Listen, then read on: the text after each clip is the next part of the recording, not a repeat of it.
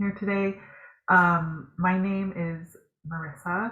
Lally, I'm a doctoral student in higher education at Boston College, and I'm here on behalf of the organizing committee to welcome our two experts today for the panel on innovative methods in internationalization. And so today we have Shanton Chang, Dr. Shanton Chang from the University of Melbourne. He's a professor of information behavior. And Gerardo Blanco, who you heard from earlier today, who is the academic director of the Center for International Higher Education at Boston College, as well as an associate professor of higher education. So thank you so much for being here today. We'll go ahead and do 20 to 30 minutes of presentation, and then like earlier in the day, please feel free to add your questions to the chat, and then at the latter part of the presentation, we will have time to have those questions answered. So if Dr. Chang wants to take it away, that would be great. Thank you. Hello, everyone, and good morning, good evening, and good night all around the world. And I want to begin today by acknowledging that I am broadcasting here on the University of Melbourne is on the lands of the Wurundjeri people of the Kulin Nation. And I want to pay my respects to their elders past, present, and emerging. That's an important tradition that we have here in Australia in acknowledging and learning from the past as we look to the future.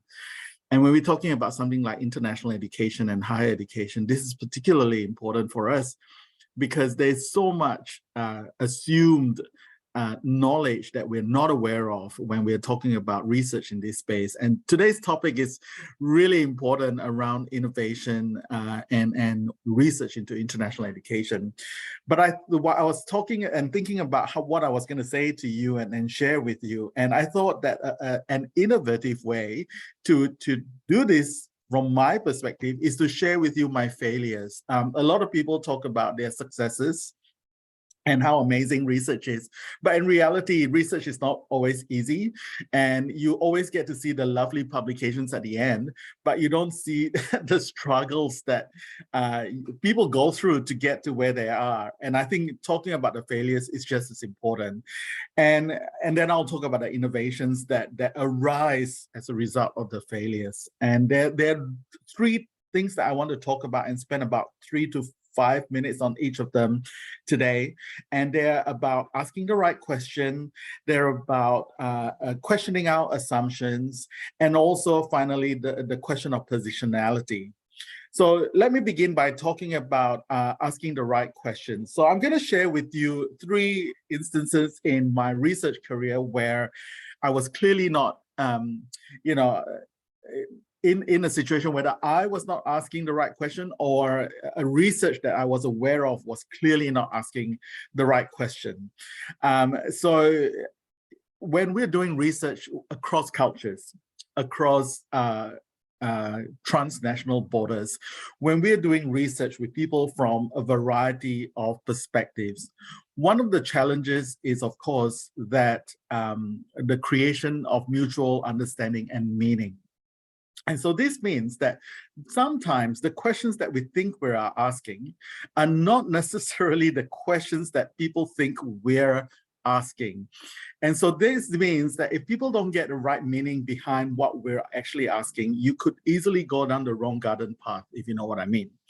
So I want to give you a few examples of where that has happened to me, or where I've seen that happen, particularly in research in relation to international students.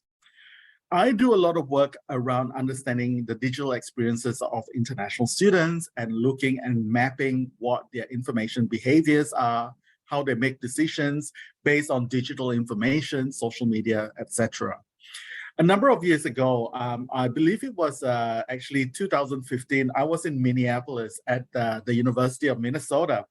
And I was running a series of focus groups talking to international students about their social media experiences and also integration using social media, all those sorts of very interesting questions. And before I did the interview, I would send out a short questionnaire asking the respondents to fill in, what are the social media platforms that you use regularly, and how often do you use it, all that sort of stuff. Now, I had a respondent from China, a student from China, who wrote in her survey questionnaire that when I asked, what social media platforms do you use, she wrote Facebook, LinkedIn, Instagram, those sorts of stuff. And I was like, what's going on here? Because she did not list any of the Chinese social media websites. So I said to her after the focus group, I said, are these the only ones that you use? Then I thought, maybe it's because she's been in Minnesota for a long time. So she's transitioned to using purely kind of Western social media platforms. So I asked, how long have you been here? And she said, well, about 6 weeks. And I said, okay, that's interesting. Now, what about WeChat and Renren and QQ, all those sorts of things? And she said, she took one look at me and she said, oh, you know about those social media platforms. All right. And she gave me a list of another 10 social media platforms, all in Chinese. The lesson learned from there is to not assume that the questions that you ask are being interpreted in the same way. As we know, there are many cultures that try to give you the answer that they think you want, or the answer that they think you need. So I think re-examining sometimes what it is we're collecting, how we are interacting with respondents become absolutely crucial. The second example is less related to international education, but still similar, working with young people. And this time I was working with young people of color with disabilities. And we were trying to build a community of practice on Facebook where we were going to make sure that they were able to, because they are relatively isolated in everyday life. So we wanted to use a digital way of getting them connected with other young people with disabilities. We did all the things around design of the community. We asked them what would they like to do, what do they wish to see, who they want to interact with on the day, and how they want to build a social media platform. And it took 3 months to do it. We finally launched it thinking we've got it, and then nobody used it, right? And when we went back to ask them, why didn't you use it? They said, well, we spend all our time talking to other young people with disabilities. The last thing we wanted was to be in a community with other people with disabilities. We wanted to interact with the non-disabled community more. So we were focused on that. That was not a question that we asked, right? But when we said, but because of the way that we had collected the data, we assumed that they wanted it. We just focused on how to make it a good space rather than actually going back and thinking about will they actually use it. The last one is a similar question. The city of Melbourne, the Victorian government here has an amazing website that is almost like a one-stop shop for international students. And they developed this website in the early days and asked international students, what information would you like on this website? And, international students from all over Melbourne and Victoria just listed things, lots of things to go onto their website. When I took over a bit of research and asked them, where do you go for this sort of important information? None of the students actually said the Victorian Melbourne City website. And I asked them, some of you were involved in that project. Why aren't you going to that? And their answer point blank at me was, in that project, they just asked us what information would be good to have on their website. They didn't actually ask us if we would actually use the website. Right? So these are some of the challenges that we have, because when we ask questions, we really need to think about what it is we're asking and where the students are interpreting. So the co-creation of meaning is very important. Checking that people actually understand your question and your values behind those questions becomes really important. So that leads me to this question around assumptions of knowledge, because a lot of the challenges that we had in that first point about asking the right questions is about the assumption of knowledge. And I have you would have seen in the introduction that I'm not in higher education. I'm a professor in information behavior.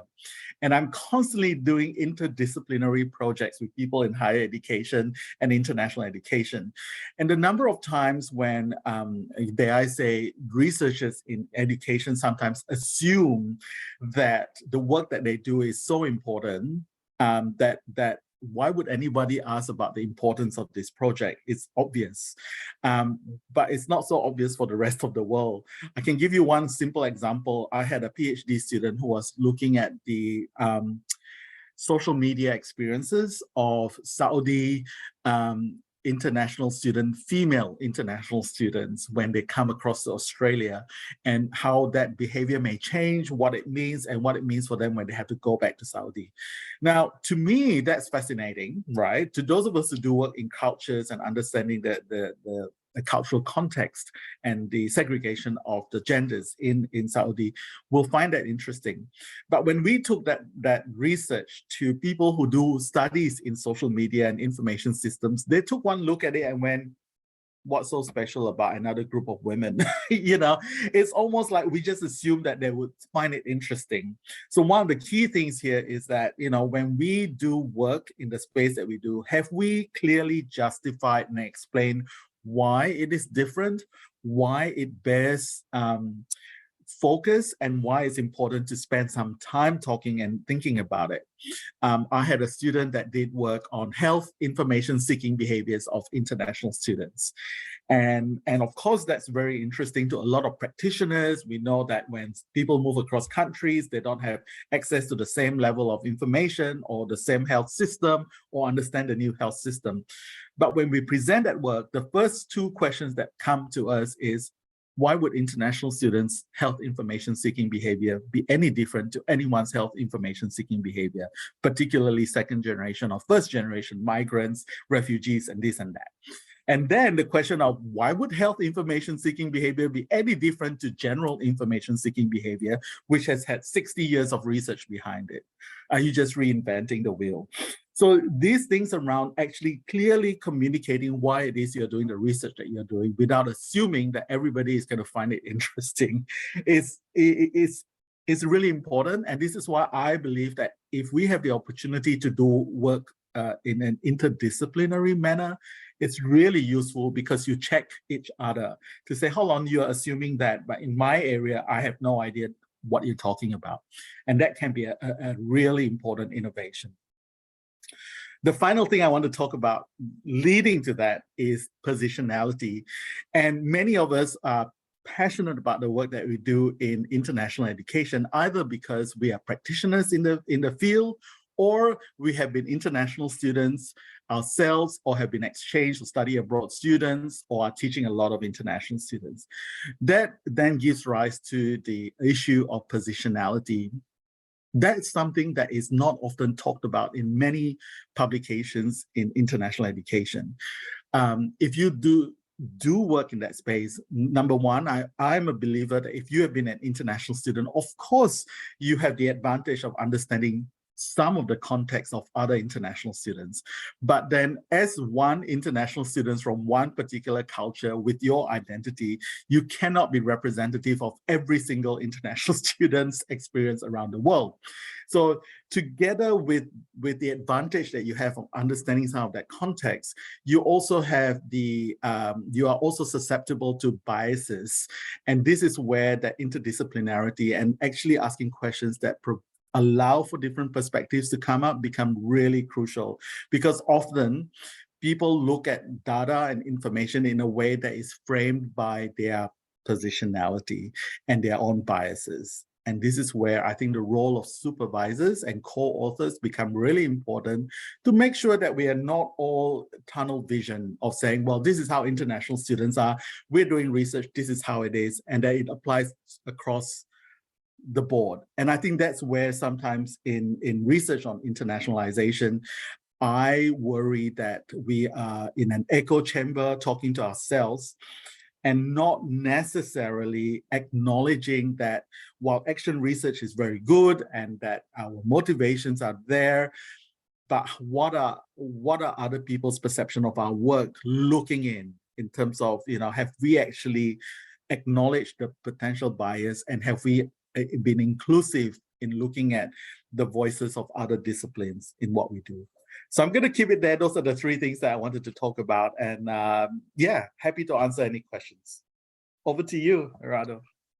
Thank you very much for these very insightful reflections, and especially it's so important, right, that as scholars, we become candid with each other, that we trust the process, and that we share things that maybe haven't gone the way we expected. So thank you for that. I will try to build upon some of those ideas.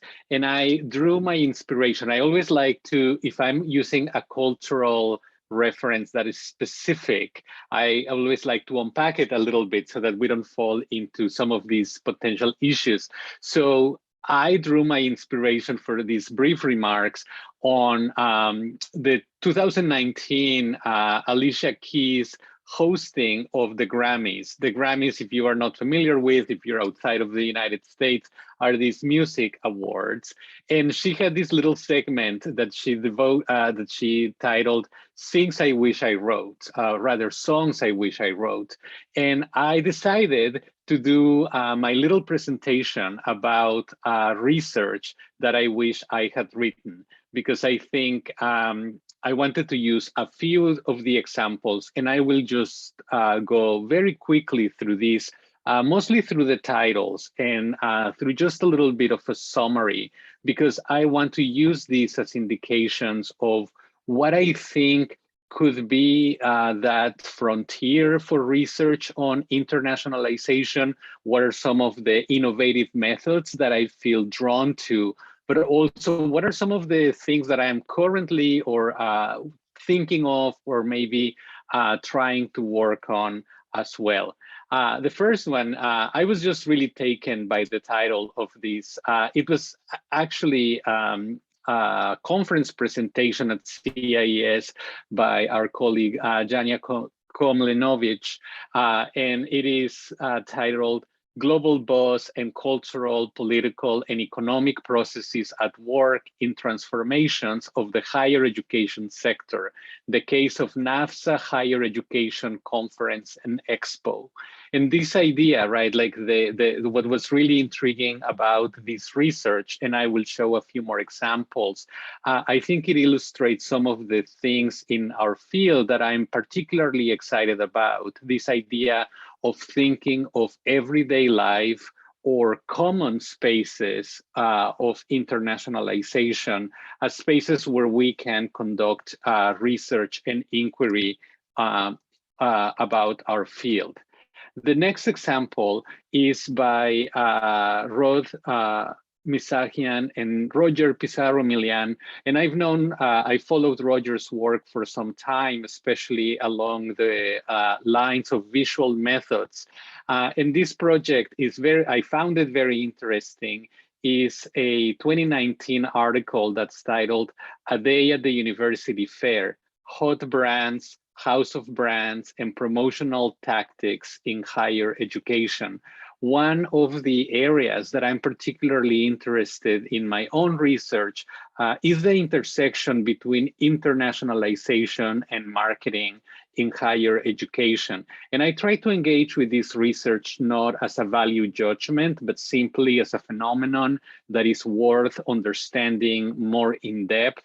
And I really thought that this particular article was very intriguing in the sense that they engage in observations, they participate, but they also reflect and they co-construct and they compare their experiences of these university fairs. But what was very also interesting is that they look at universities in Canada. And as you know, Canada is one of the big contexts that attract large numbers of international students.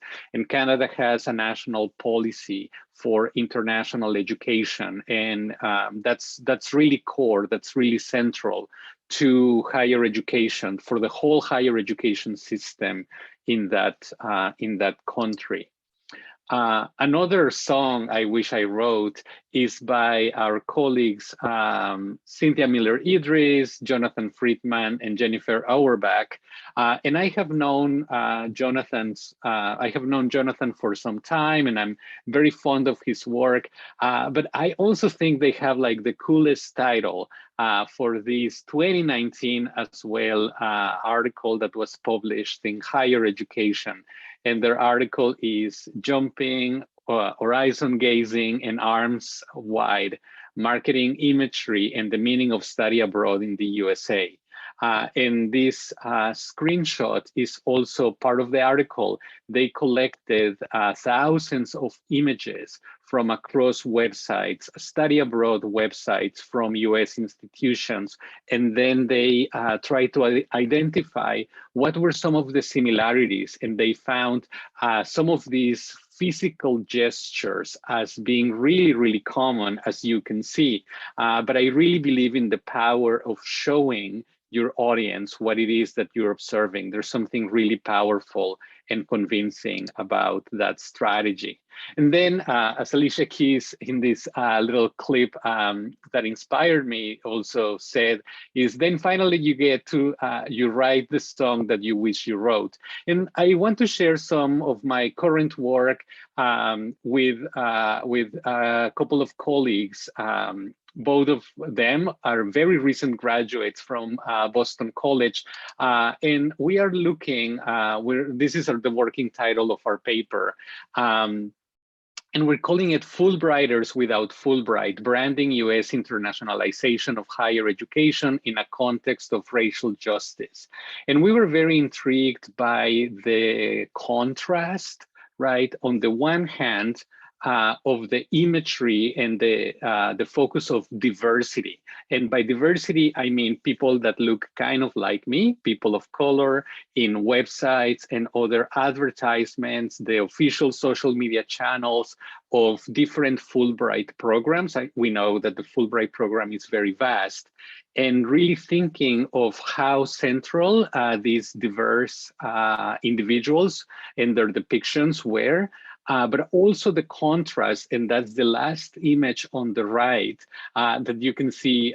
We use this data set, but then when we got to some of the historical images from the not from the Fulbright program, but from William Fulbright, some of this information was not available, or was not at least available for download.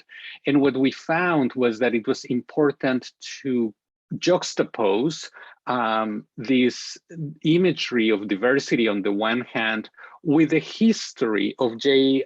William Fulbright, who was a senator in the United States for his home state of Arkansas, who was on the one hand a champion, yes, for international mobility. He himself had been a Rhodes Scholar in the United Kingdom, but also a staunch advocate for segregation in the United States, and somebody who devoted just as much of his legislative career to making sure that the United States wouldn't become a desegregated society by race. And it's we found that contrast, that juxtaposition, something worth looking at. So what am I trying to point out with these examples of work by other colleagues and work that I'm engaging with? First and foremost, something I wanted to go back to this idea of visual research. I think there is some that we have done as a field, but I think there is a lot more that we could do. I also want to advocate for embodied ways of creating knowledge, but that are also critical, as I think the examples that I have shared with you, they meet these criteria. I also hope that in our field, in the research that we conduct, we account for some way of visual culture of internationalization. What does internationalization look like? I think that is very important. Also, I really think even before the pandemic, but certainly during, and now as we are engaging more and more with questions related to virtual exchange, COIL, and other forms of digital internationalization. And I am so glad that Professor Chang is here with us because he just recently concluded a special issue of the Journal of Studies in International Education that's focusing particularly on this very important topic.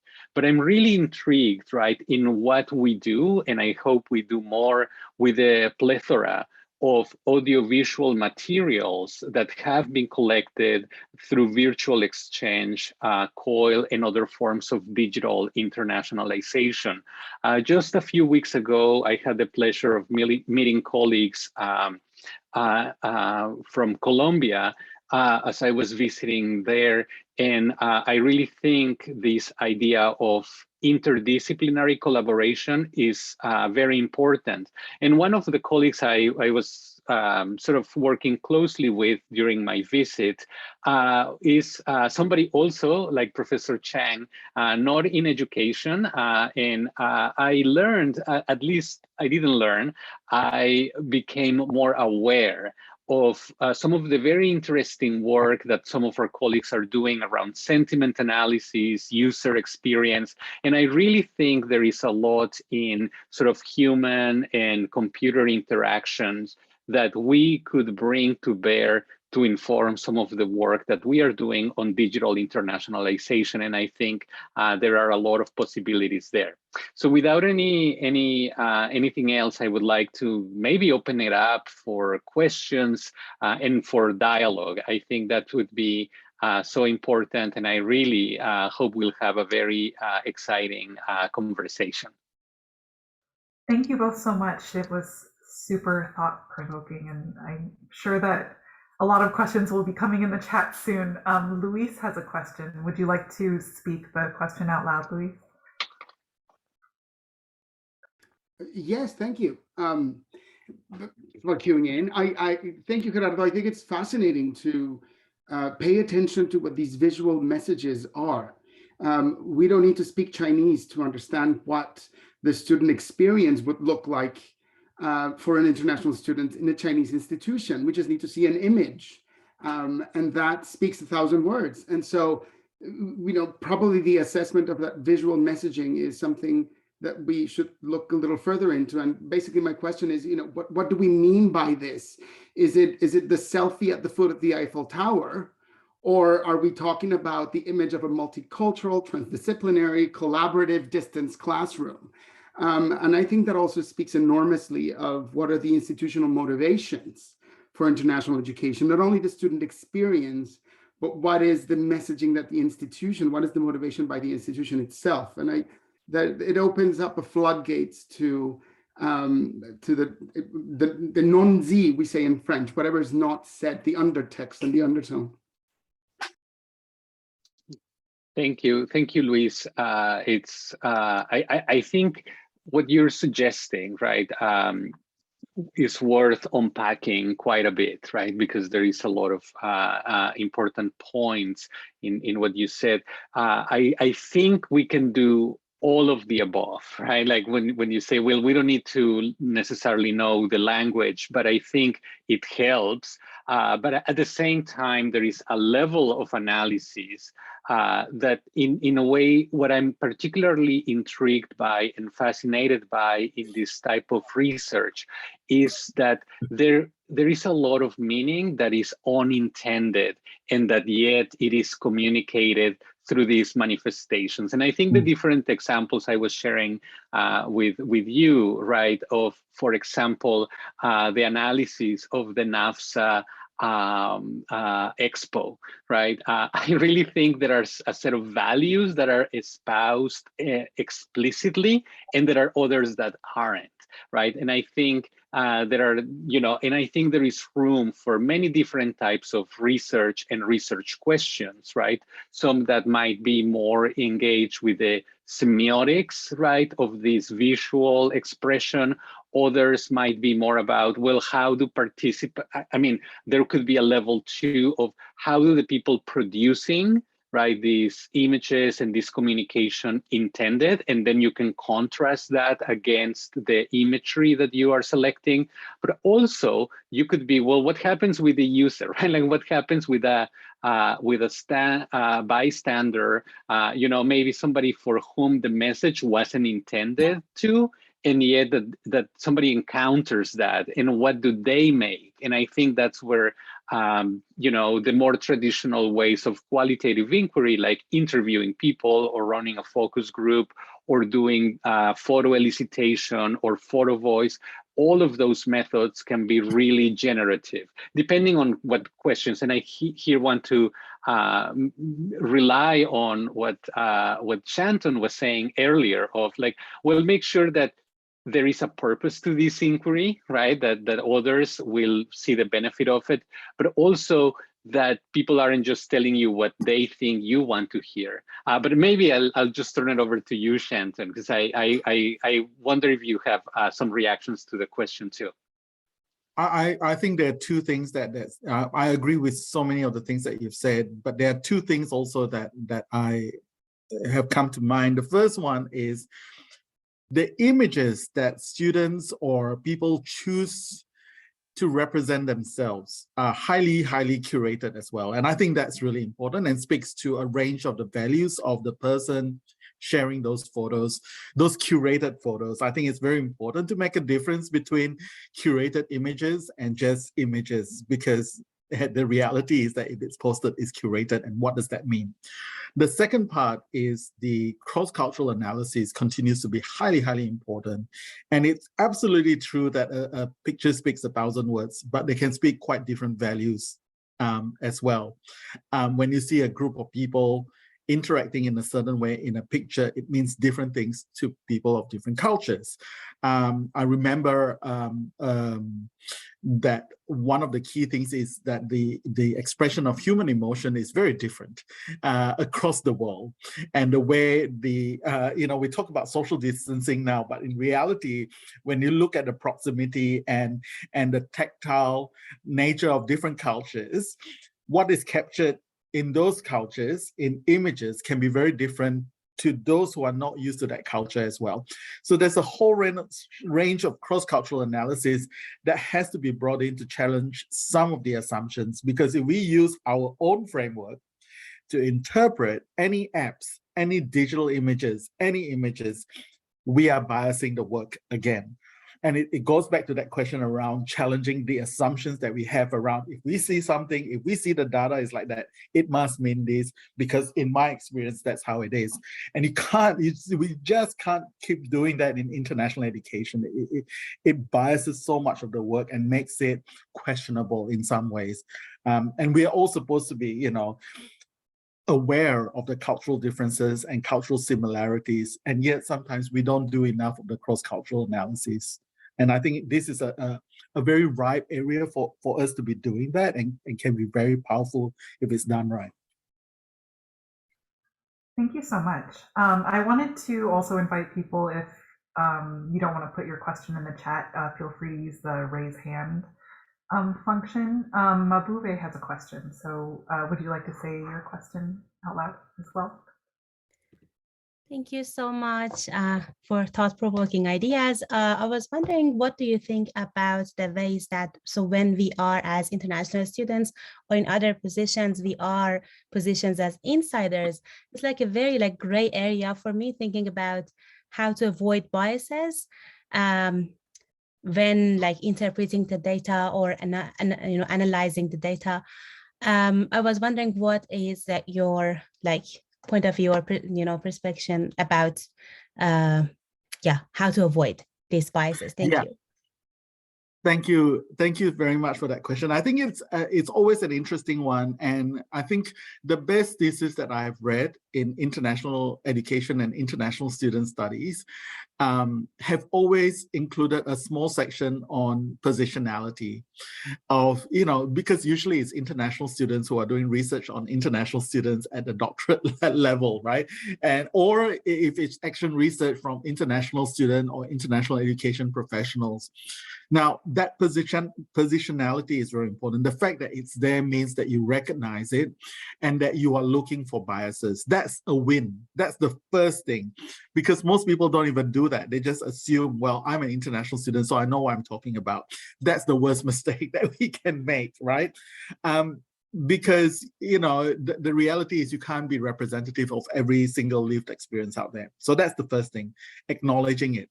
The second one is the way that we ask questions. The why questions are so much more important than the what questions.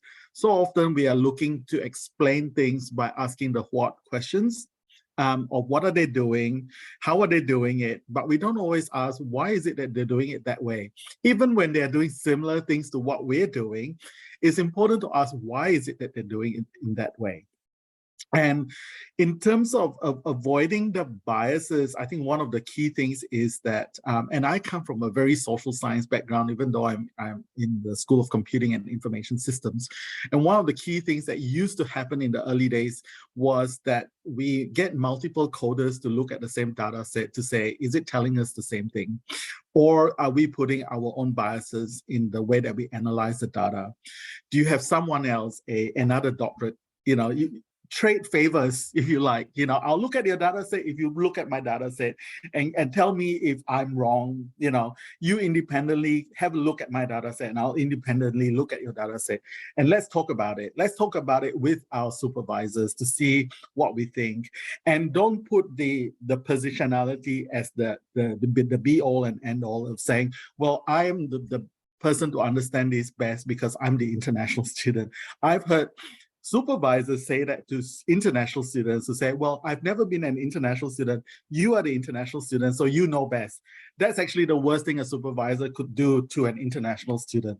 So it's actually very important to actually have that other perspective to see if there's any biases that it throws it up. So those are some of the things, acknowledging it, trying to answer the question, and then thinking about how you are asking the question, and then how you analyze the data set. So those areas are areas to look at. Thank you. Thomas has a question. Hello, I was just curious, in my doctoral program, we didn't have a lot of coursework on comparative or international higher education or education research. So I was just wondering, as you talk about innovative practices and research in this area, are there any particular resources that you might be able to recommend or share later in the week for those of us who are interested in doing more research, particularly in these areas? That you think could be helpful for those of us? I know there may be folks coming from different areas, as you mentioned, Dr. Chang. I think one of the things is that I am a firm believer in some of the top international education journals as looking at what they're doing. They provide insights of everything from case studies to qualitative interviews to kind of policy framework research kind of work. So journals like the Journal of Studies in International Education, the Journal of International Students, for example, has a variety of innovative ways in which they are collecting data from international students, everything from observations to experiments to qualitative interviews through to Delphi technique, all that sort of stuff are things that you can employ depending on the research that you want to do.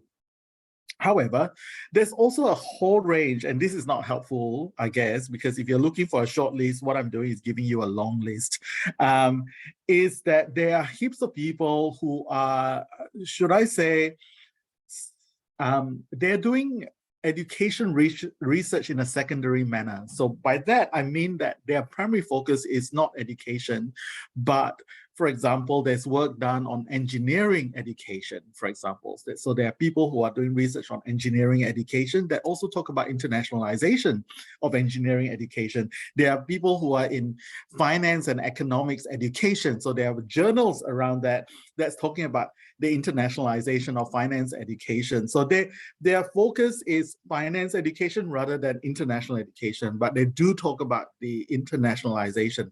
And often the core scholars in international education don't always look at that kind of secondary related field.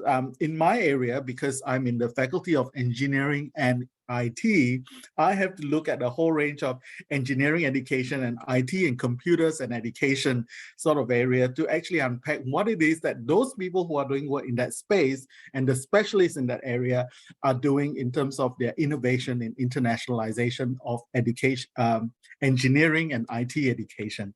And that means that it gives you a richer sense of what it is those groups are doing, and you compare what core higher education researchers are doing, and then you have a discussion around what is appropriate. So that there's no shortcut about it, but if we're trying to diversify, that's what we kind of need to do. That's my take on it. I'm not sure what you think, Gerardo. Yeah, I think just to make a long list longer, but it sounds like that would be productive too for Thomas. I would only add, right, that the methodological literature in itself often offers us some pearls of wisdom about our own field. So I'm primarily a qualitative researcher, so I frequently read the International Journal of Qualitative Studies in Education. They don't only publish on higher education, but sometimes they do have something that's really closely related to what I'm doing. And I find a lot of the debates, right, about positionality, about intersubjectivity to be quite informative. And there are a number of, so I would encourage you, right, to read also some of these journals that specifically look at methodological issues. Those are going to be, of course, bifurcated, right? There will be journals that deal mostly with qualitative methods, and there will be others that focus primarily on quantitative methods. And I think that is always important to just to keep updated from time to time about. Sonali has a question, and Dr. Chang has answered a bit in the chat, but is there anything else you'd like to expand upon verbally? Sure. I just think that, yeah, you know, we are trained, many of us who do surveys, we are so focused on trying to keep it short, keep it tidy, keep it clean, right? So, you know, the challenge with that is it doesn't then allow us to expand a little bit to give some guidance on what it is we're looking for, to explain the meaning of what it is that we are looking for. So originally my question was list the social media platforms you are using while you're in the USA. When I should have been saying, you know, you can include social media platforms in any language or context that you are familiar with, that sort of idea. Yeah, that's all I wanted to say. Thank you so much. I actually have a question myself, so I'll take this opportunity to do so. I really am interested in the discussion of interdisciplinarity and pursuing collaborative research beyond higher education. And I really hear what you're saying about the echo chamber and thinking about how to relate our research to people who might be interested outside of our small group of researchers. And I was wondering how, like, do you have recommendations about going about establishing those collaborative relationships? And also, have you found ways to navigate like differences in disciplinary norms or differences in how people in other disciplines approach research? Thanks. It is the most challenging and rewarding experience at the same time. So in Melbourne, we have trams, right? And we have this term here in Melbourne, we have to all get on the same tram, or, you know, more classically, we have to be all on the same page in a way. And my gosh, I can tell you that I work with a whole range of people from health through to education, through to IT, through to engineering, through to arts. And This is not meant to be discouraging, but sometimes we work together with those people for more than 2 years before we're finally on the same tram, right? Because there are so many things. Let me give you an example. Just even if you are doing work with people from the medical faculty and you're trying to understand medical education and the internationalization of the study experience of medical students, for example, you have to understand, and this is what it's taken me years to understand, that with the medical faculty, when we talk about digital intervention, when we talk about intervention, right? In the medical field, intervention is what you put up front and then you evaluate what happens. So you put up a drug and then you test it on people and see what happens. But for us in IT, intervention is what you do at the end of the process. So you actually have to talk to 100 people before you even build the intervention, then you evaluate it. So even just the way that you conduct research as to when you start talking to people and what you talk to them about, there are quite different perspectives in different disciplines about when it's appropriate and what question is appropriate. And that even reflects trying to get grants. The first few years I was doing research in this space, it was so hard to get a single grant from the medical area, because they'll always be like, but you have no intervention. You're not testing anything. You're just asking people how they feel. And it was like, okay, hold on a minute, but this is what we want to know before we build the intervention, right? So when you're working across different disciplines, you're going to constantly have those conversations. So early on, we were talking about, the idea of working with people who are experts in human-computer interaction. And that's kind of the discipline I'm sort of in as well. And for us in human-computer interaction, experimental work is really important. We have to build something that we then see what students are doing. Then you have to understand from doing research on international students, for example, is it observational? Is it a diary? Is it a focus group? How are you going to evaluate the digital intervention of what they're actually doing? Or do you put a software in their laptop and just track everything that they're doing, which some people want to do? And I'm like, from an ethical point of view, it's highly problematic. We're not going to do that. So it's all these conversations that actually, I believe, strengthen our research in this field. But it just means that you have to go in with an open mind to say, this is how we tend to do research. How do you do your research? This question is interesting to me. Do you think it's interesting to you? It goes back to all that, because when we talk to each other, we're like, yeah, international education, we know that we have to do this, this is how we do it. You shortcut all of that because we're all in a similar discipline. But you don't have that when you're working with other disciplines. Yeah. Please don't let that discourage you. No. That's right. Do you have anything to add, Gerardo? Yeah, just I would also say, right, like that these interdisciplinary collaborations, like all collaborations, and when we talk about this in internationalization, these are not power neutral relationships, right? And I think part of that is building relationships across, like we also need to recognize that there are disciplinary hierarchies within the university that we need to understand how they play out on our very particular campus, right? And I think those are, like, some are general, but some are very peculiar within the particular campus. If you are working with colleagues from another discipline in your institution, or if you are looking at sort of interdisciplinary research in other institutions, right? Like these are power relations, and these can be fraught as well.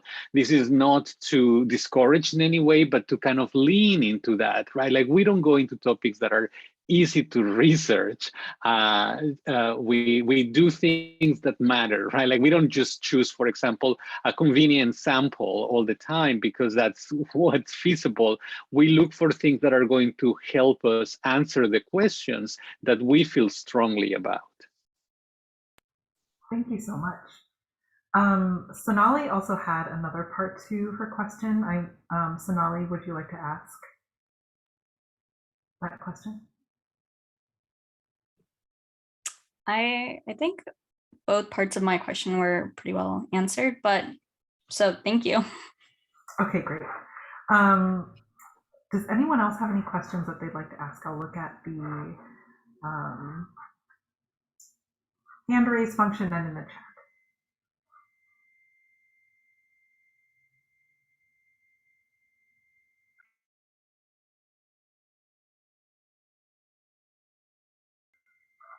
Dr. Shandel has a question. I don't want to overtalk, but I do have a question for our colleagues and experts here. So I am interested to know how one thinks about what is an innovation in higher education. I think I personally find the work that both of you do highly innovative and fascinating. It's also, I can think of a range of other methods that would be innovative in particular contexts that because they have not been used before. So when we think about innovation, I guess, how would you advise students to think about bringing in more innovative methods? Should it be led by, I'm interested in this method, what can I apply it to? Should it be led to by, I have this interesting question, what are some of the variety of ways that other people have adopted them? How do we think about bringing in innovation into our research? Should we be doing it? How do we do it? Shall I go? Okay, so I come from the School of Computing and Information Systems, and I'm in the Faculty of Engineering and IT. We grapple with this question all the time. What is digital innovation, innovation, innovation, innovation? For me, innovation is one thing, but I don't believe in innovation for the sake of innovation. For me, in research in international education, I think purposeful innovation and strategic innovation is actually more important. And I'll explain what I mean by that. Generally, innovation means generally a new way of doing things that's creative and all that sort of stuff, right? But it is always, innovation comes at a high cost. Innovation is not a cheap thing because you have to look at a new way of doing things. You have to be creative about it. So it's not just resourcing in terms of finance, but also time and emotional investment and energy, all of that. So it's not a cheap thing to do. So you want to do it well. To me, in international education, what is really important innovation is interdisciplinary research, because for so long, international education didn't do a lot of interdisciplinary work. If we think about what Joseph Messenhauser said from the 1970s and 80s, he was encouraging us to do interdisciplinary research in international education. And he in his early days, he was saying, we need to do it. We cannot do it on our own, just looking at higher education. And I think that's where we start to innovate, when we work with people who are looking at engineering education, social work, education, what does that mean, and all that sort of stuff. So the interdisciplinarity is very important. The one area that we've done well with in education in terms of collaboration with another discipline is probably psychology and educational psychologists. But we haven't gone far beyond that, I feel. Even this work that I'm doing on digital, it's taken a while to get some traction. And because there's always an assumption that digital is just what you do face-to-face, you just do it online, without thinking that there's a whole lot of mitigating factors as well. The second thing that is really important for purposeful innovation, I guess, is to explore the intersectionalities that exist and the intersectionalities between the identity of international education, international students, with all their competing identities of culture, sexuality, gender, low SES, high SES, global South, global North, all those sorts of intersectionalities that needs unpacking, because for too long, people say international students do this, international education do that, as if they are a monolith, and that's highly problematic.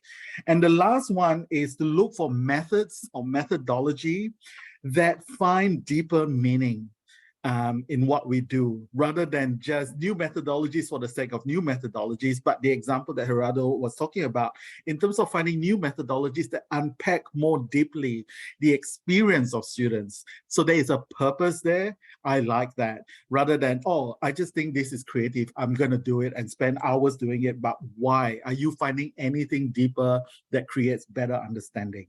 So to me, I'm very pragmatic about it, but this is how I approach it, because it costs so much to be innovative. And if I could just add, I think I would agree completely. And I think context matters. And I think, Rebecca, what you were referring to is that what may be completely innovative in one context, maybe completely undesirable in another context, right?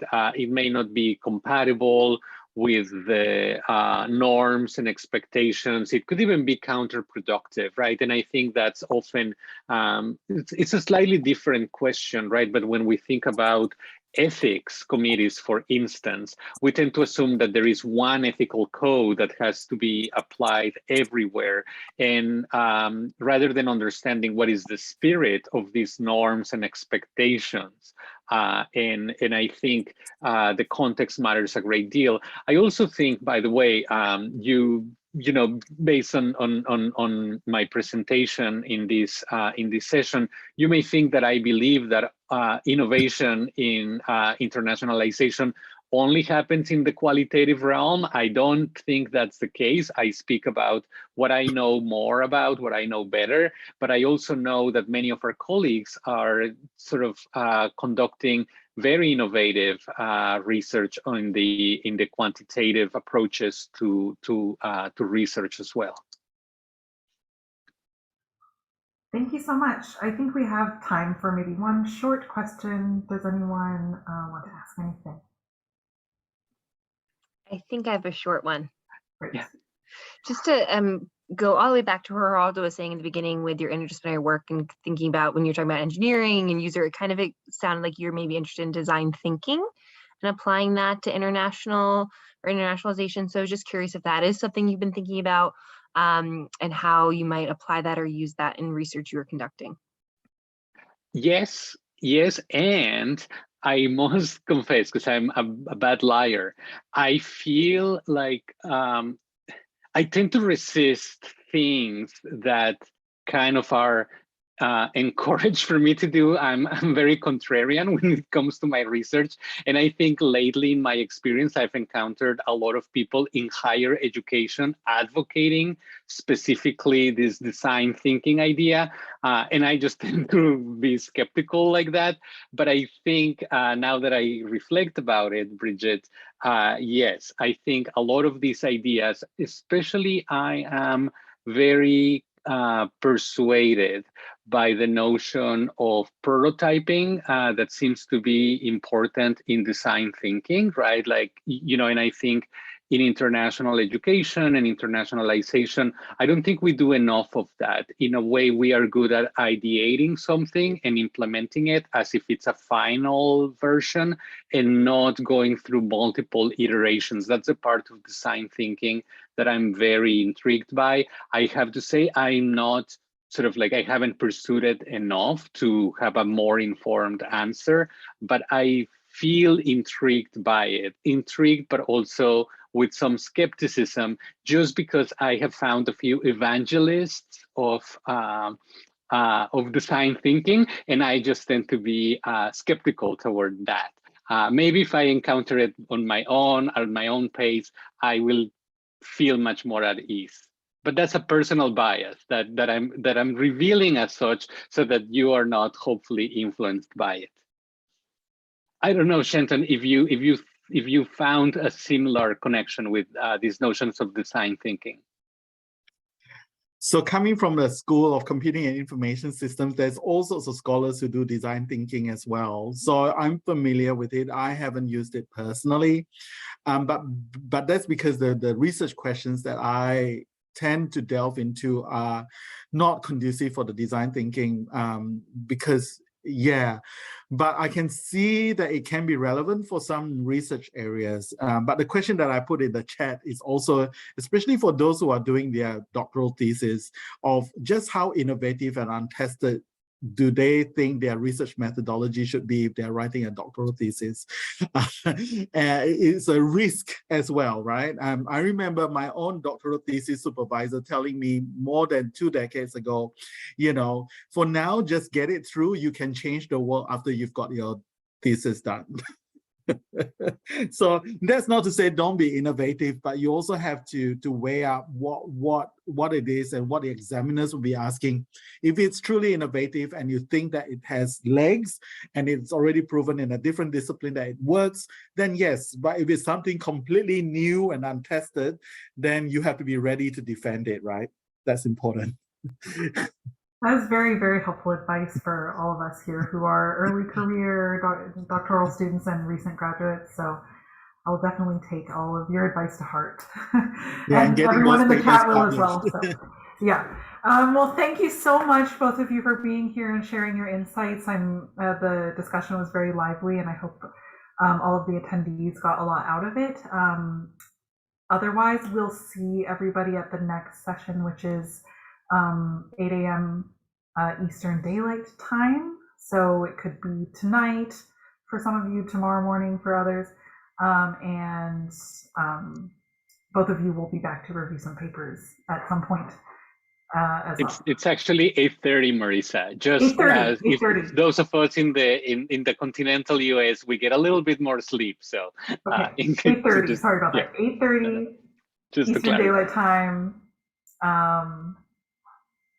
So thank you, everyone, and have a good rest of your day, night, morning.